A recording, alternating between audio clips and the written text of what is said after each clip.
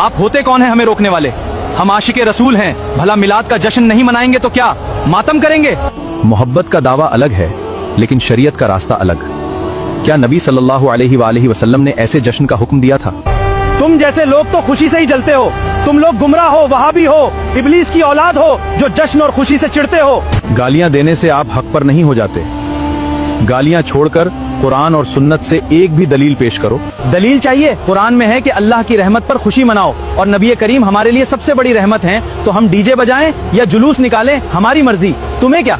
ये तो अधूरी बात है। कुरान में आगे ये भी फरमाया गया है कि जो रसूल की मुखालफत करे और सहाबा का रास्ता छोड़े, उसका ठिकाना जहन्नम है।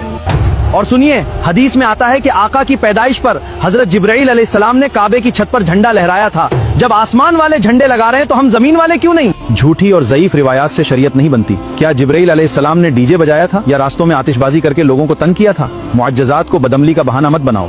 और आपकी दिलजोई के लिए मान लिया कि ऐसी कोई सही हदीस भी होगी, पर यह तो अल्लाह का मामला है। क्या नबी अलैहिस्सलाम ने या किसी सहाबी रसूल ने ऐसा अमल करने को कहा है? दीन अल्लाह और अल्लाह के रसूल का हुक्म है, जिन पर अमल करके असहाबे रसूल ने दिखाया है। और जब ये सब देखते हैं तो दीन इन खुराफातों से पूरी तरह खाली है। लेकिन आलिम साहब, हम तो भलाई और मोहब्बत के लिए ही इकट्ठा होते हैं, इसमें बिदात क्या है? तुम इसकी बातों में मत आओ, ये सब फिजूल की बहस है। ये लोग बुजुर्गों के तरीकों को नहीं मानते, ये हमें गुमराह कर रहे हैं। गुमराह करने की बात नहीं है मेरे भाई, बात सिर्फ इतनी है कि बुजुर्गों का अमल वही मोतबर है जो अल्लाह के रसूल के तरीके के मुताबिक हो। बात तो आपकी बिल्कुल सही है आलिम साहब। अगर काम नबी अलैहिस्सलाम के तरीके पर ना हो तो फिर उसमें सवाब कैसे मिल सकता है? लेकिन हम तो सालों से यही देखते आ रहे हैं, अब अचानक ये सब कैसे गलत हो सकता है?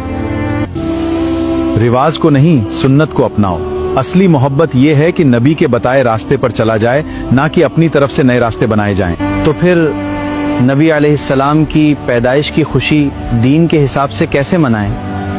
हदीस में है कि जब नबी अलैहिस्सलाम से पीर के रोजे का पूछा गया तो फरमाया, इस दिन मैं पैदा हुआ था, इसलिए हमें रोजे रखने चाहिए, हमें शरीयत बदलने की जरूरत नहीं। कुरान में अल्लाह फरमाता है कि नबी अलैहिस्सलाम की जिंदगी तुम्हारे लिए बेहतरीन नमूना है, इसलिए हमें बेअदबी बंद करनी होगी और उनकी सुन्नत को जिंदा करना होगा। आपकी बात ने हमारी आंखें खोल दी। अल्लाह हमें हक बात समझने और सुन्नत पर चलने की तौफीक दे, आमीन।